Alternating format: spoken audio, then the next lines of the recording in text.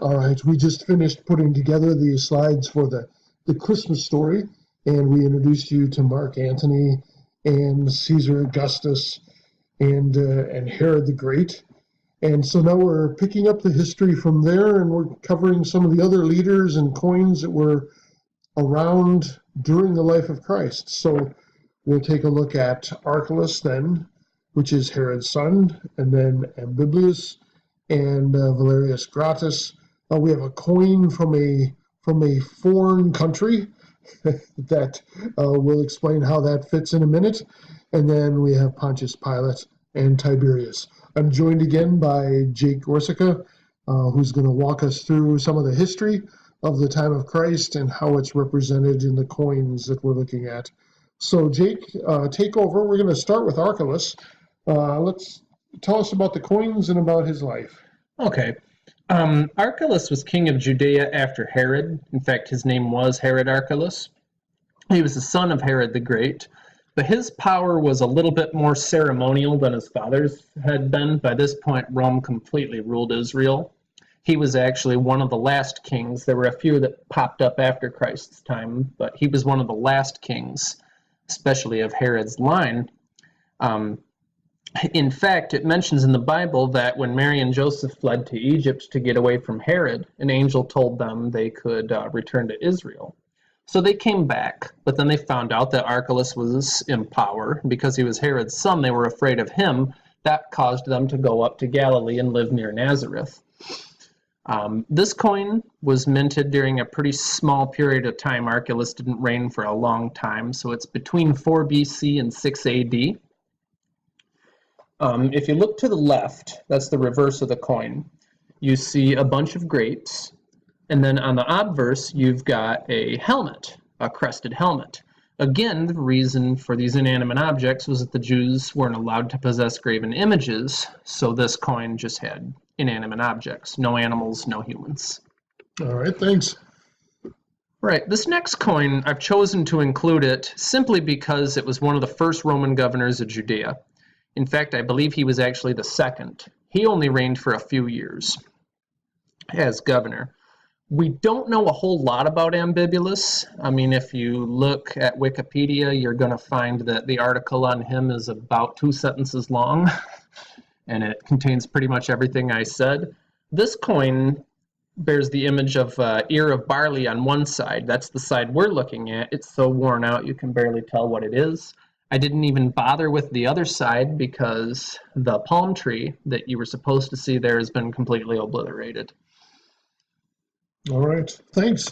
Then Valerius Gratus. Valerius Gratus was another Roman governor of Judea.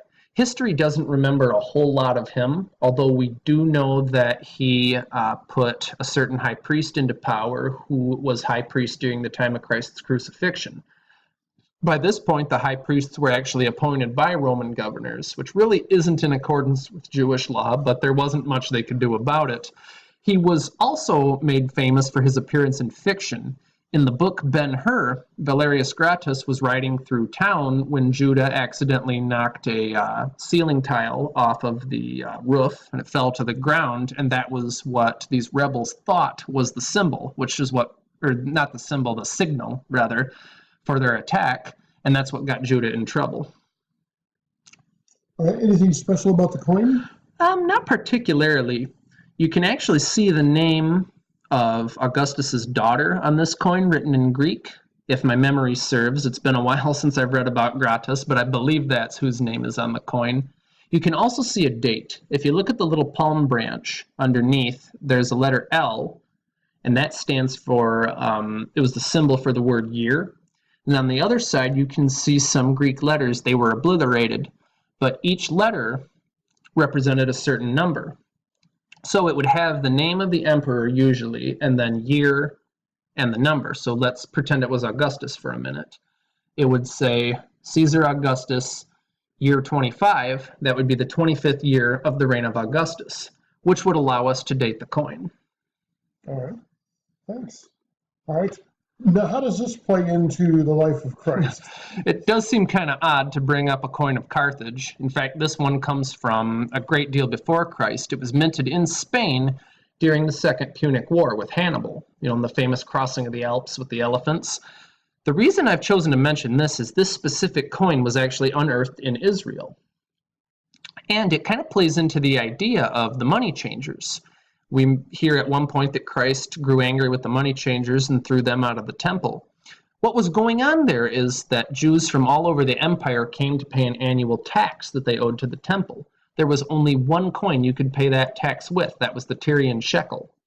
So in order to pay the tax, you had to take a shekel's worth of money and exchange it for the Tyrian shekel.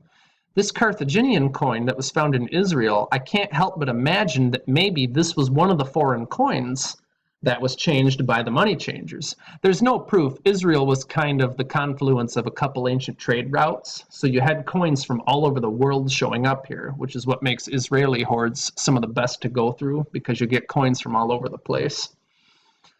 All right. Yeah, it kind of lights up the imagination a little bit, doesn't it, when you look at some of these old coins and where they might have been, who they might have been handled by, and how they were spent. It's very interesting. All right. Of course, we know this name. Pontius Pilate almost needs no introduction. Like many of the Roman governors of Judea, history doesn't have much to recall from him. In fact, we get a lot of our information about Pilate from the Gospels. We know that he was very cruel. One passage mentioned that he had had some Jews killed and actually mixed their blood with the blood of their sacrifices. How charming.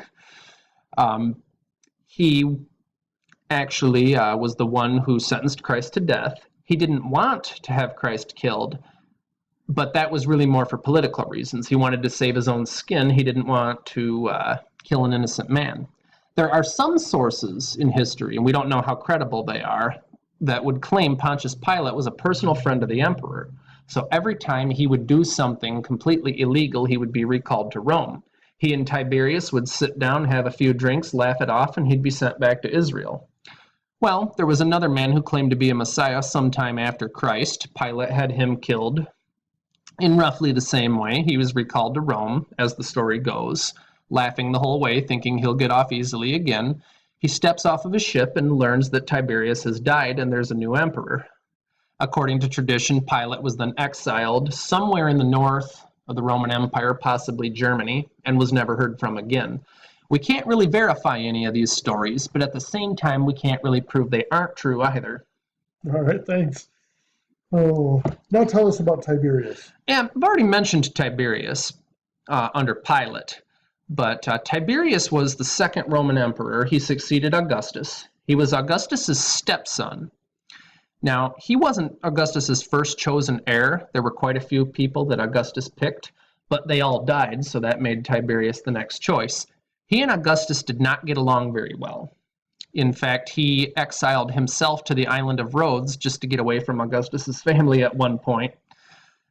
He had his reasons not to like him, though. Tiberius's father was intimately connected with the Roman Republic, and when the Republic fell and Augustus was going around taking out the senators and the equestrians, that forced Tiberius's father, along with the rest of the family, to go into hiding. He was only about 3 or 4 years old at the time. Eventually, Augustus calmed down, but he met the family, decided that he liked Tiberius's mother, so he forced the two parents to get divorced so that he could marry her. He later chose a spouse for Tiberius. At first, the two weren't too happy about the idea, but they eventually, after they were married, fell into deep affection for one another. That didn't last very long because Augustus forced the two of them to divorce so that Tiberius could marry Julia, who was Augustus's daughter. And to make matters worse, Tiberius had always hated Julia. So by the time he became emperor, he had kind of a grouchy disposition. Nevertheless, he was a pretty good emperor. He tried to be fair and just. He actually treated Israel a lot more kindly than most of the other emperors had up to this point, or would do afterward. All right. So thanks for walking us through some of these coins, some of the leaders of the time.